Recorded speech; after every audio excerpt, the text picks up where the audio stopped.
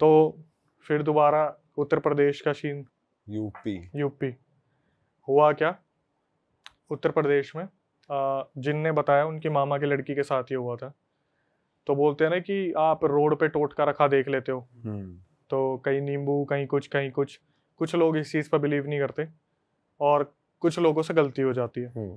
तो उनके मामा की लड़की कॉलेज जाती थी, घर से मेरे ख्याल से 2-3 किलोमीटर था, तो पैदल पैदल जाती थी, पैदल पैदल आती थी। एक दिन वो आई घर में, और घर में आने के बाद धीरे धीरे उनकी तबीयत खराब होनी स्टार्ट हो गई। ठीक है, जब तबीयत खराब हुई तो उस चीज़ को 15 दिन हो गए, 1 महीना हो गया, 2 महीना हो गया। अब आप एक चीज़ देखना, ये इंडियन मेंटालिटी में है कि हम क्या होते हैं ना कि जिनकी तबीयत खराब हो जाती है वो लोग एक्चुअल डॉक्टर के पास न जाके केमिस्ट के पास जाते हैं पैसे बचाने के लिए, कि मेरे सर में दर्द हो रहा है दवाई दे दो। तो केमिस्ट भी नॉर्मली हाल वगैरह देख के कुछ दवाइयाँ वगैरह दे देते थे कि ये दवाई ले लो, ये ले लो, वो ले लो। 3 महीने बाद उस लड़की की तबीयत बहुत ज़्यादा खराब होनी स्टार्ट हो गई। तो उन्हें ये चीज़ समझ में आ गई कि यार तबीयत बहुत ज़्यादा खराब हो रही है और ये दवाइयों से काम नहीं चलेगा। तो वो लोग जो फैमिली मेंबर थे उसे डॉक्टर के पास लेके गए। डॉक्टर ने उनको बहुत डांटा कि तुम्हें शर्म आनी चाहिए कि तुम्हारी लड़की इतना ज़्यादा बुखार हो रहा है, इसे 3 महीने से तबीयत खराब है, तुमने अभी तक हॉस्पिटल नहीं पहुंचाया इसे। उनके बोलने पे इन्होंने कहीं से पैसा उठाया और ये लोग हॉस्पिटल लेके चले गए। अब हॉस्पिटल को कितना ही अफोर्ड कर पाएंगे। वहां पर वो लड़की 1 महीना रही, ठीक हो गई। जैसे ही डॉक्टर बोलते ना डिस्चार्ज कर दो, उसी दिन रात को उसकी तबीयत एकदम बहुत ज्यादा खराब, और डॉक्टर सर पकड़ लेते कि यार ये चीज समझ नहीं आ रही भाई, अचानक से जैसे ही डिस्चार्ज की बात आती है इस लड़की को हो क्या जाता है, तबीयत रातों रात एकदम से बहुत खराब। फिर दोबारा बोलते नहीं नहीं अभी डिस्चार्ज नहीं कर पाएंगे, थोड़ा सा और रोकना पड़ेगा। दूसरा महीना हुआ, 2.5 महीना हुआ, तो पेरेंट्स ने बोल दिया कि देखो हमारे पास इतना पैसा नहीं है, आप लोग कुछ करके प्लीज इसे डिस्चार्ज कर दो। फिर बोले ठीक है डिस्चार्ज की फॉर्मेलिटीज कर लो। भाई शाम के अंदर फिर दोबारा उस लड़की की तबीयत ऐसी हो गई बहुत ज्यादा खराब। डॉक्टर नहीं समझ पा रहे, घर वाले नहीं समझ पा रहे, सब ऑब्जर्व कर रहे हैं कि यार अब इसको बोलते हैं ना जैसे टेक्निकल फॉल्ट है कि अचानक से कोई फॉल्ट आ गया, ऐसे ही इंसान की बॉडी में अचानक से कोई बीमारी अगर उभर के आ रही है तो अचानक से नहीं पकड़ी जा सकती वो। उस लड़की के सारे टेस्ट वेस्ट कराए गए, लाखों रुपए खर्च होते दिख रहे थे, और वो लाखों रुपए मार्केट से उठाया जा रहा था और बहुत ज्यादा कर्जा बढ़ता जा रहा था। और लड़की के साथ ऐसा होता था जैसे इन्होंने 2.5-3 महीने में बोला कि यार अब तो कम से कम आप एक काम करो, देख लो अगर हो सके तो, हमारा पैसा नहीं है इतना हमारे पास, तो हो सके तो लड़की को अब आप डिस्चार्ज कर दो, हम घर ले जाएंगे जो भी केयर होगी। लेकिन होता क्या था ना, जब भी डिस्चार्ज की बात होती थी शाम के अंदर, शाम के अंदर उसके अंदर ऐसे बदलाव आ जाते थे कि लड़की बुरी तरीके से तड़प जाती थी और घर तक पहुंच ही नहीं पाती थी। रिश्तेदार खुद बोलते थे कोई नहीं कोई नहीं, हम ज्वेलरी बेच देंगे, लड़की को रहने दो, लड़की के साथ कुछ नहीं होना चाहिए। तो इस चीज को होते होते 6 महीने हो गए, जहां पर लड़की सिर्फ हॉस्पिटल में ही है और पैसा बहुत ज्यादा फुक रहा है। 1 महीना, 2 महीना, 3 महीना, 4 महीना, 5 महीना, 6 महीना हो गया। जब 6 महीने बाद इनके रिश्तेदारों ने ना एक चीज बोली, बोले कि आप एक काम करो, आप ना इसके साथ साथ किसी से एक बार पता करवाओ कि कोई ऊपरी चीज तो नहीं है। डॉक्टर का बोलना था कि इस लड़की के साथ ना कोई स्प्लिट पर्सनैलिटी का केस है, जिसने अपने अंदर खुद को ना बीमार बना रखा है कि जब भी डिस्चार्ज करने की बात बोलते तो वो फीमेल्स बाहर आ जाती है और बहुत दर्द दिखाना शुरू कर देती है क्योंकि टेस्ट में कुछ नहीं आ रहा। लेकिन होता क्या था, जब इसको बहुत ज्यादा बीमार होती थी इसके ऊपर ब्लड चढ़ाया जाता था, बहुत ज्यादा ब्लड चढ़ाया जाता था, अचानक से ब्लड की बहुत ज्यादा वीकनेस आ जाती थी, हीमोग्लोबिन और दूसरी दूसरी चीजें, तो ब्लड बहुत ज्यादा चढ़ता था इस पे, जिससे खर्चा बहुत होता था। क्या हुआ, इस चीज को 6 महीने हो गए। तो जब इन्होंने एक तांत्रिक से पता करा, तांत्रिक ने बोला देखो भाई ऐसे तो पता चलेगा नहीं, आप एक काम करना, उनको दिया एक धागा जो ताबीज वगैरह होता है, बोले एक काम करना इसको तुम ताबीज बांधो और किसी भी हालत में इस लड़की को तुम डिस्चार्ज करवा के हॉस्पिटल से घर ले आओ। ठीक है, घर जब आप लेके आओगे ना, अगर अगले दिन जब आप घर लेके आओगे तो अगले दिन अगर ये बीमार रही तो समझ जाना इसके साथ कोई दिक्कत है बीमारी की। अगर घर आने के बाद ये ठीक हो गई तो भाई इसके ऊपर कोई ऊपरी चीज है जिसको ताबीज ने जिसको उस धागे ने बांध दिया, जो भी इसके अंदर पोजेशन है। ये लोग जबरदस्ती डिस्चार्ज करवा के इसके हाथ पे बांधा वो धागा और डिस्चार्ज करवा के अपने घर पे लेके आ गए। जैसे ही ये घर पे लेके आए अगले दिन वो लड़की बिल्कुल ठीक हो गई। मतलब पता चल गया इसके ऊपर कोई चीज है। बहुत सारे तांत्रिक को बुलाया, जो जिसने ताबीज दिया था, यहां से इतनी चीजें बिगड़ती चली गई ना। जिस तांत्रिक ने इसे ताबीज दिया था, वो ताबीज हर 2 घंटे में अपने आप टूट के गिर जाए। ताबीज दिया बांधने के लिए, वो 2 घंटे में टूट के गिर जाए, और फिर ये बार बार एग्रेसिव हो जाए, मेरे को हॉस्पिटल लेके चलो, मेरी तबीयत खराब हो रही है, मेरे को हॉस्पिटल लेके चलो, मुझे घर में नहीं रहना, मेरे को नहीं रहना, मेरे को हॉस्पिटल लेके चलो। किसी और तांत्रिक को बुलाया, उसने फूंक के पानी वानी मारा, ताबीज दिया, वो वहां से निकले। ये स्पिरिट पता क्या कर रही थी, ये जो भी एंटिटी थी सबका पागल बना रही थी उसके सामने। हाँ मैं ठीक हूँ, हाँ मैं ठीक हूँ, हाँ मैं ठीक हूँ। जैसे ही वो वहां से जाए, ताबीज अपने आप टूट के गिर जाए। 2-2 ताबीज दिए जा रहे दोनों हाथों के लिए। जैसे ही वो तांत्रिक वगैरह कोई भी निकले, भाई वो टूट के गिर जाए ताबीज वहां पे, और ये अपना असर दिखाना शुरू कर दे कि मैं बहुत ज्यादा पोजेस हो गई हूँ, फिर दोबारा मेरे को हॉस्पिटल लेके चलो, मेरे को यहाँ दर्द हो रहा है, यहाँ दर्द हो रहा है, मेरे सर में दर्द हो रहा है, माइग्रेन, ये वो, पेट में दर्द, अंतड़ियों में दर्द। घर वाले परेशान हो गए।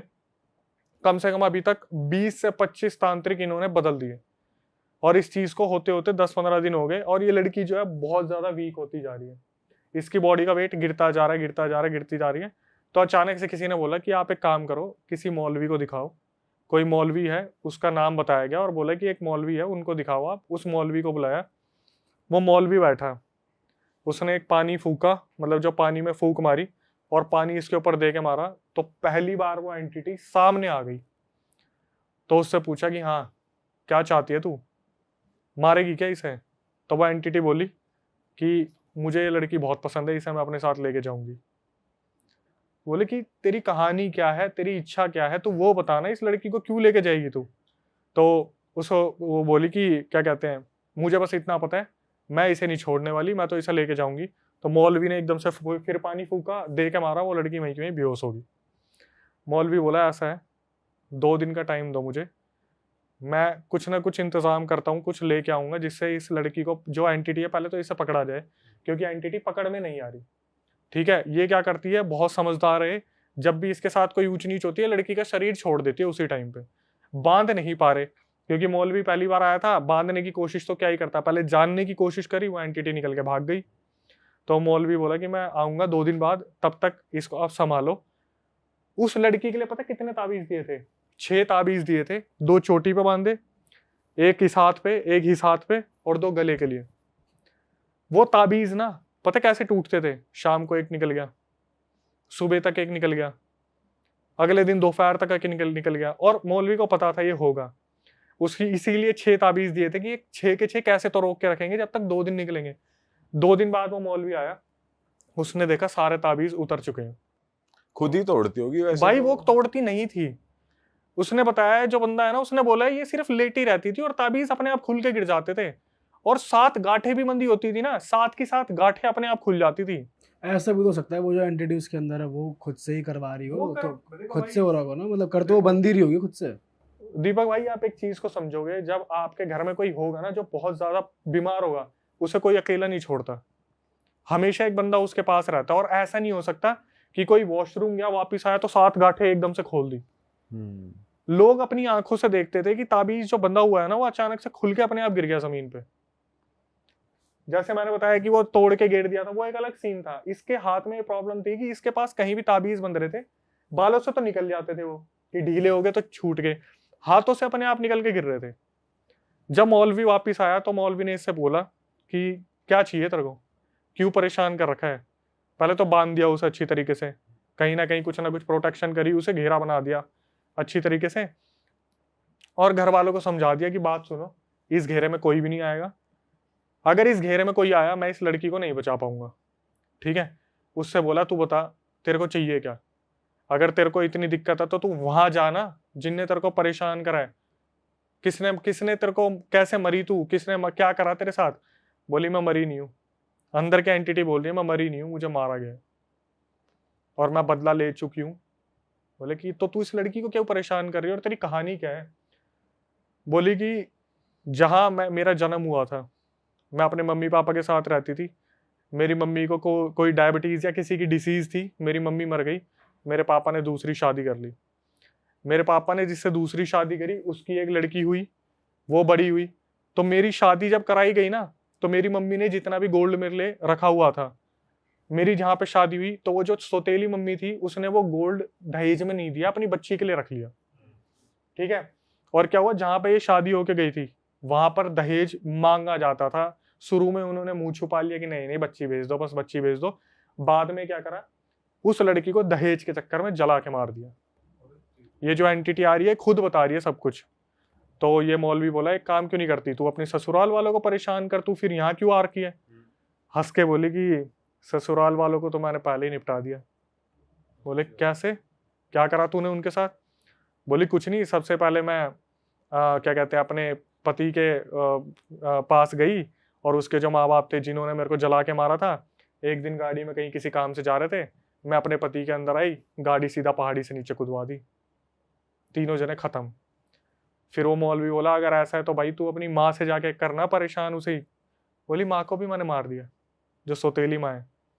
कैसे, बोले अपनी माँ के अंदर मैं गई और कुछ खीर वीर बनाई, उसमें जहर डलवाया, खुद भी खा लिया और अपने पति को भी, मतलब उसके पापा को भी खिला दिया।